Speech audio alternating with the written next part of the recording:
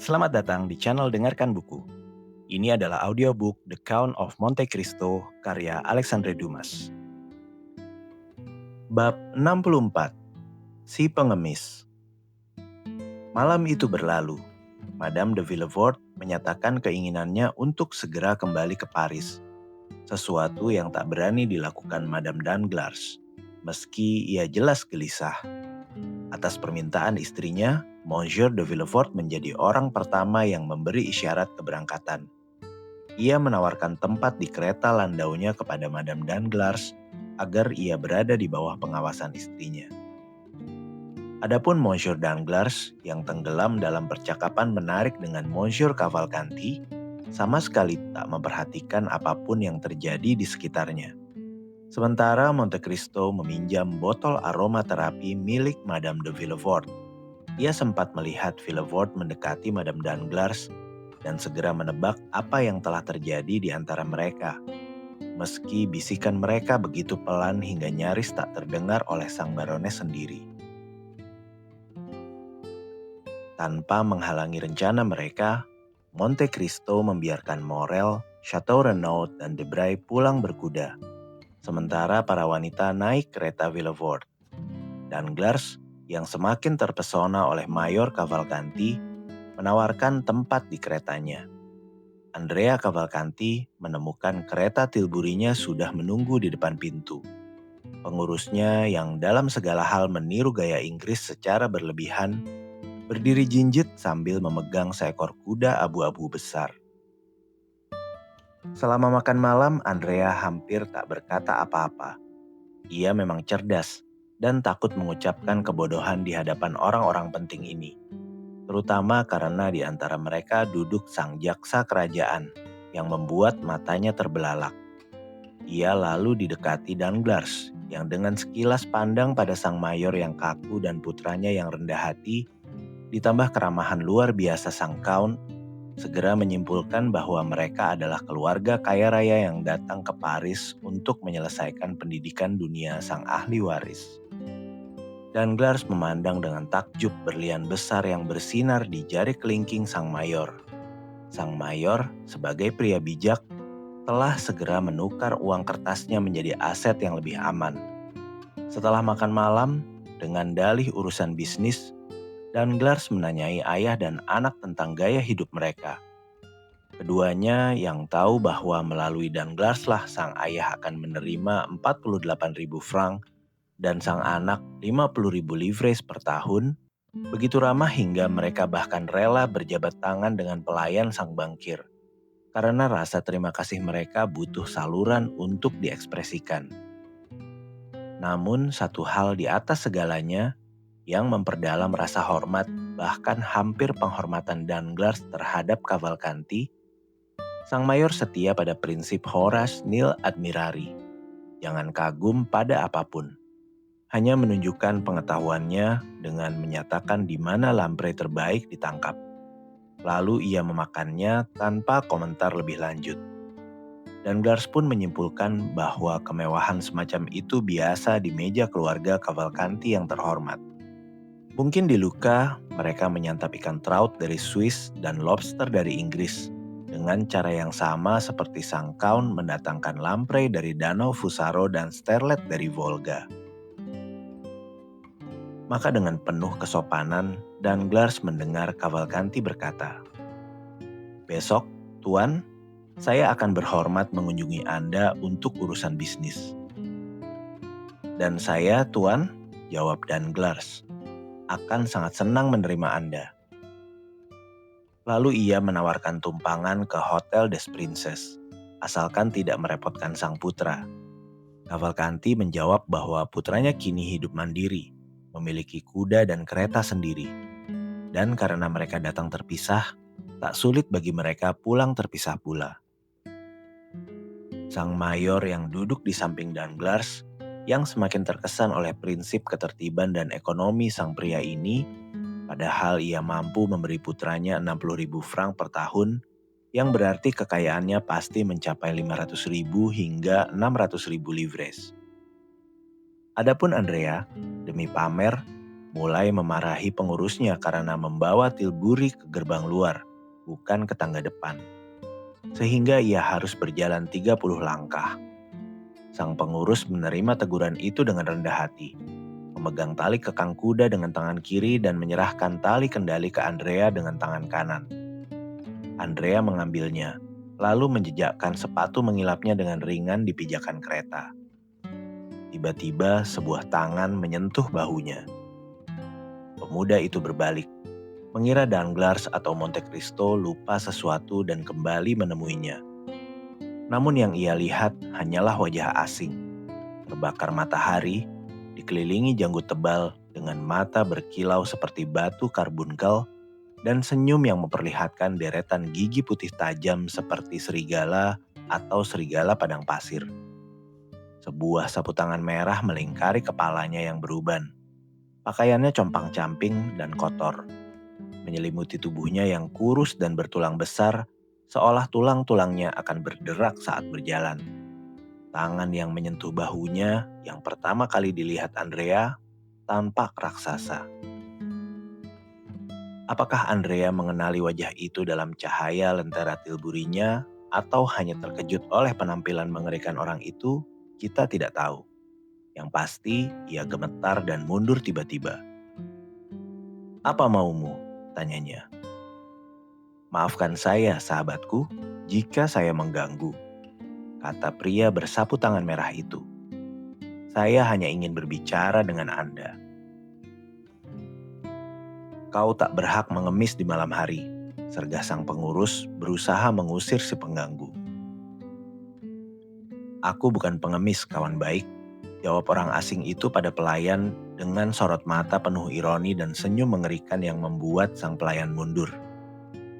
"Aku hanya ingin menyampaikan 2-3 kata pada tuanmu, yang 2 minggu lalu memberiku tugas." "Baiklah," kata Andrea, cukup tenang agar pelayannya tak menyadari kegelisahannya. "Apa maumu? Cepat katakan, sahabat." Pria itu berbisik pelan. Aku ingin kau menghindarkan aku dari berjalan kaki kembali ke Paris.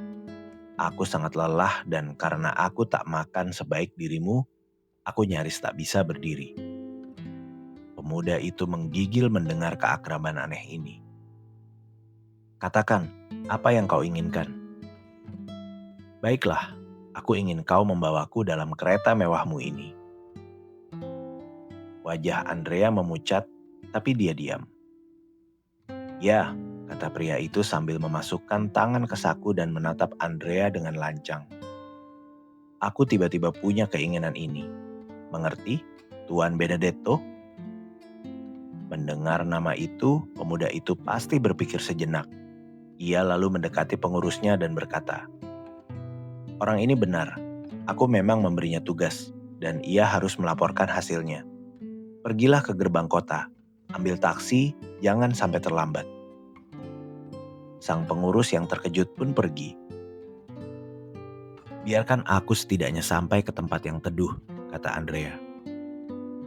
"Oh, soal itu, aku akan bawa kau ke tempat yang sempurna," jawab pria bersapu tangan merah sambil mengambil tali kekang kuda dan menuntun Tilbury ke tempat yang mustahil dilihat siapapun. Tempat di mana tak seorang pun akan menyaksikan kehormatan yang diberikan Andrea padanya. "Jangan kira aku ingin pamer naik keretamu," katanya. "Tidak, aku hanya lelah dan juga punya sedikit urusan untuk dibicarakan denganmu." "Naiklah," kata sang pemuda. Sayang sekali adegan ini tak terjadi di siang hari, karena akan sangat menarik melihat penjahat ini menjatuhkan dirinya dengan berat di atas bantal di samping sang pengemudi muda yang anggun. Andrea melewati rumah terakhir di desa tanpa berkata sepatah kata pun pada teman perjalanannya, yang tersenyum puas seolah senang berada dalam kendaraan senyaman ini. Begitu keluar dari Atil, Andrea melihat sekeliling untuk memastikan tak ada yang melihat atau mendengar, lalu menghentikan kudanya dan menyilangkan tangan di depan pria itu. "Sekarang katakan, kenapa kau datang mengganggu ketenanganku?" "Biarkan aku bertanya. Kenapa kau menipuku? Bagaimana aku menipumu? Bagaimana? Kau tanya, saat kita berpisah di Pont du Var, kau bilang akan bepergian ke Piedmont dan Tuscany, tapi malah datang ke Paris. Apa urusanmu? Tidak ada, justru sebaliknya. Aku pikir ini bisa menguntungkanku. Jadi, kata Andrea, kau berspekulasi padaku? Kata-katamu terlalu indah. Aku peringatkan kau, Tuan Kaderos, kau salah sangka. Sudah, jangan marah nak. Kau tahu betapa rasa sial dan kesialan membuat iri. Aku kira kau mencari nafkah di Tuscany atau Piedmont sebagai kuli atau pemandu wisata. Dan aku benar-benar kasihan padamu, seperti pada anak sendiri. Kau tahu, aku selalu memanggilmu anakku. Sudah, teruskan saja. Sabar. Aku sabar. Lanjutkan.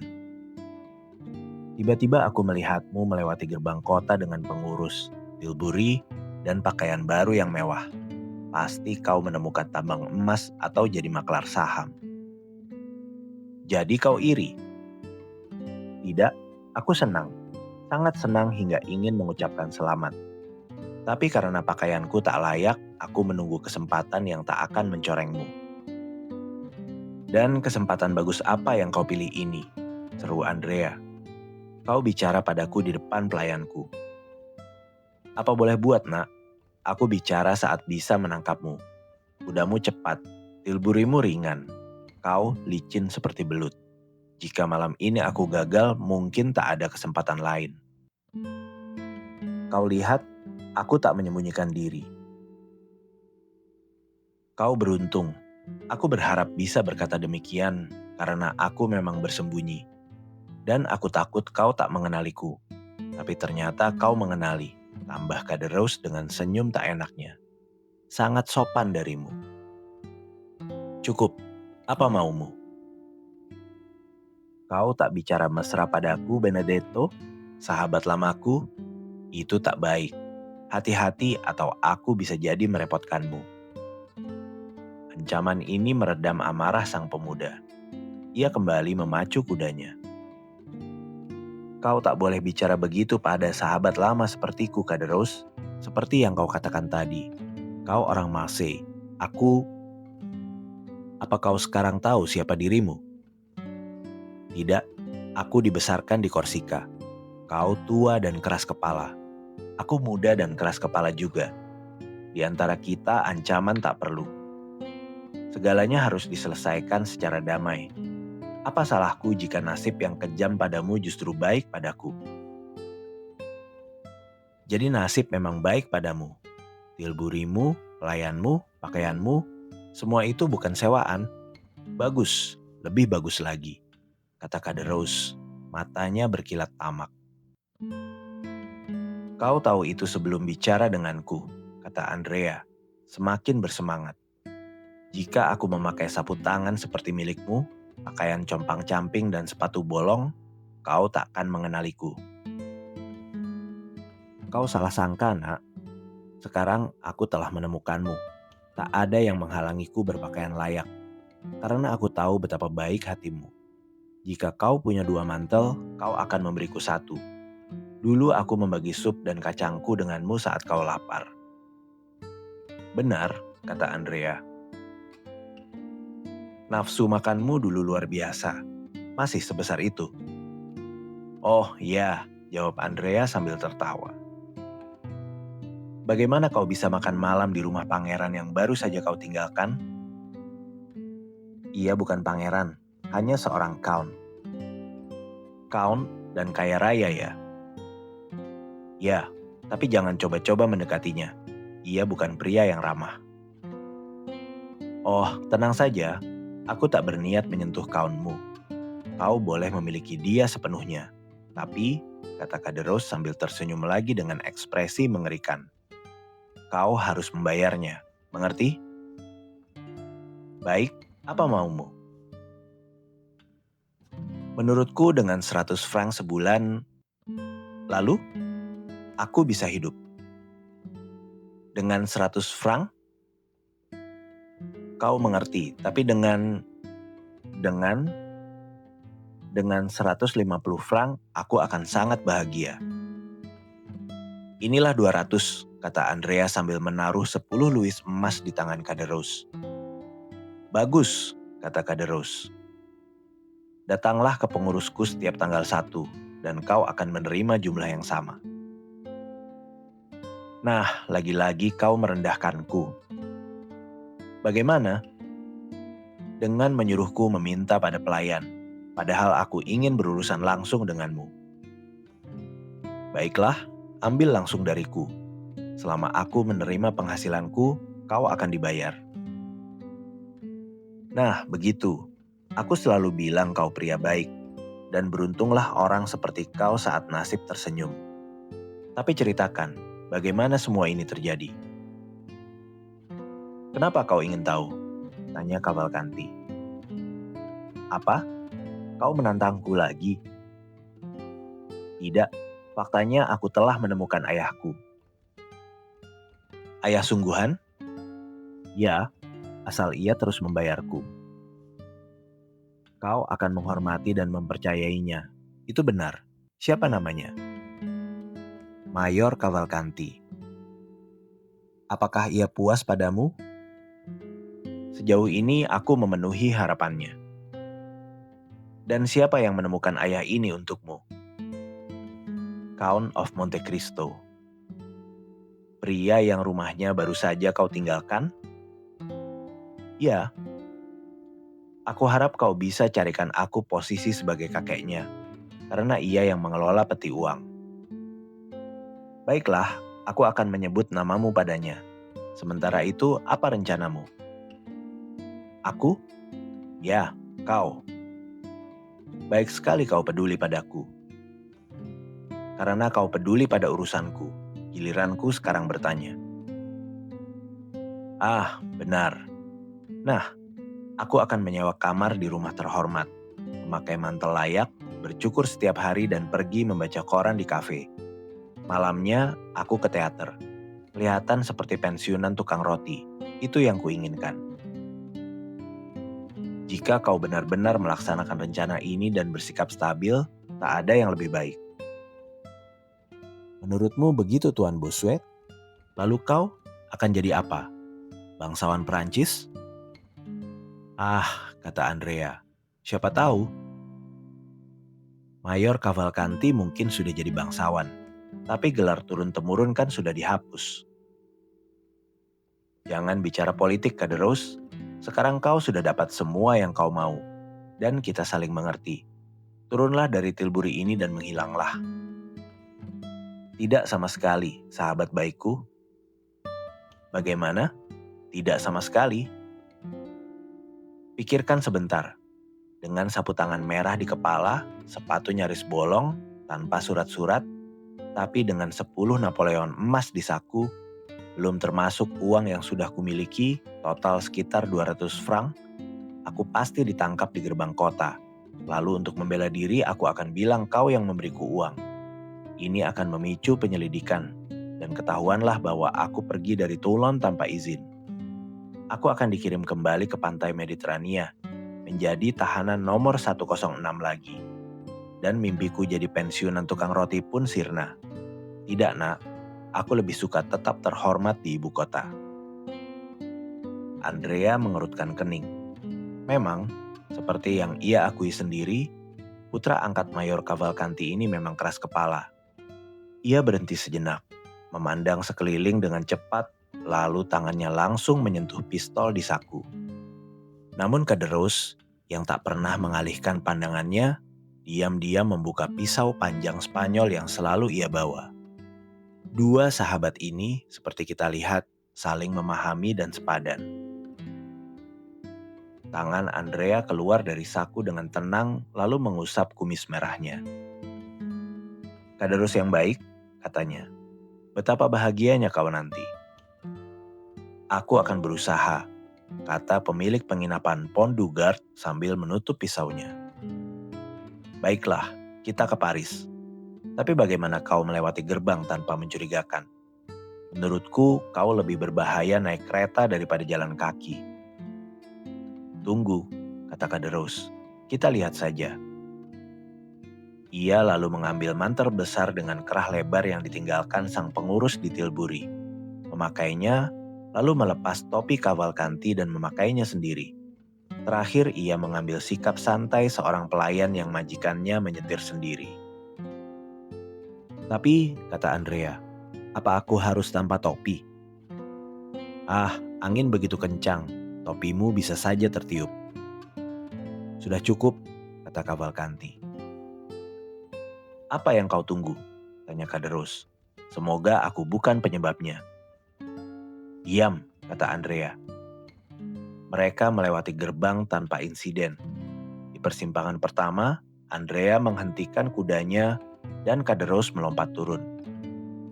Nah, kata Andrea, mantel pelayanku dan topiku?